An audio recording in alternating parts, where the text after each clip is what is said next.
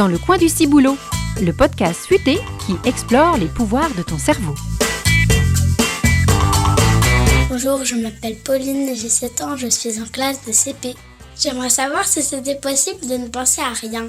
Allez, c'est parti! Bonjour Pauline, c'est une excellente question. Et tu sais quoi? Ça fait pas longtemps qu'on se pose la question dans mon laboratoire. Je m'appelle Arthur Decauze, je suis chercheur à l'Institut du cerveau et je travaille sur le sommeil, l'attention et la fatigue. Et pour répondre à ta question, oui, ça arrive.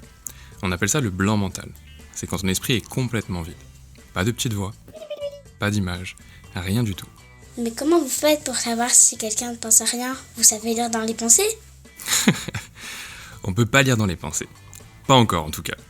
En fait, nous faisons quelque chose de très simple. Nous demandons aux gens, imagine par exemple, tu es en train de faire un exercice sur un ordinateur dans notre laboratoire, et à un moment, je t'interromps et je te demande, dis-moi, tu pensais à quoi là, à l'instant? Et je te propose plusieurs choix de réponse. Je pensais à ce que je faisais, je rêvassais à autre chose, ou je ne pensais à rien du tout. Ah oui, mais j'ai toujours l'impression d'avoir quelque chose dans la tête. Pour être honnête, moi aussi. Comme toi, en général, j'ai toujours ma petite voix dans ma tête qui est dirigée vers quelque chose. Et je pense à ce que je suis en train de faire, par exemple, ou à ce que je dois réaliser dans ma journée. Parfois même, je me souviens d'un rêve que j'avais complètement oublié. Mais je me surprends jamais avec l'esprit complètement vide. C'est en faisant l'expérience au laboratoire que j'ai réalisé que ça pouvait aussi m'arriver. Tiens, on peut faire une petite expérience et tu peux essayer de fermer les yeux et essayer de ne penser à rien du tout. J'y arrive pas du tout, j'entends ma voix dans ma tête. C'est normal. Et c'est justement ça qui est fascinant. Le blanc mental, c'est assez difficile à contrôler. Ça survient en général tout seul, et certaines personnes arrivent à le contrôler, mais c'est une autre sorte de blanc mental. Mais alors, quand est-ce que ça arrive? Super question encore. En général, cela dépend à quel point tu es réveillé. Par exemple, tu vois ce moment après le déjeuner où tu as un petit coup de mou et tu as un peu envie de faire la sieste. Mais si jamais je te posais la question à ce moment-là, il y a de fortes chances que je capture ton esprit vide. Ton cerveau est un tout petit peu moins vigilant et hop, un blanc mental peut se glisser. Il se passe quoi dans le cerveau à ce moment-là? Il s'éteint?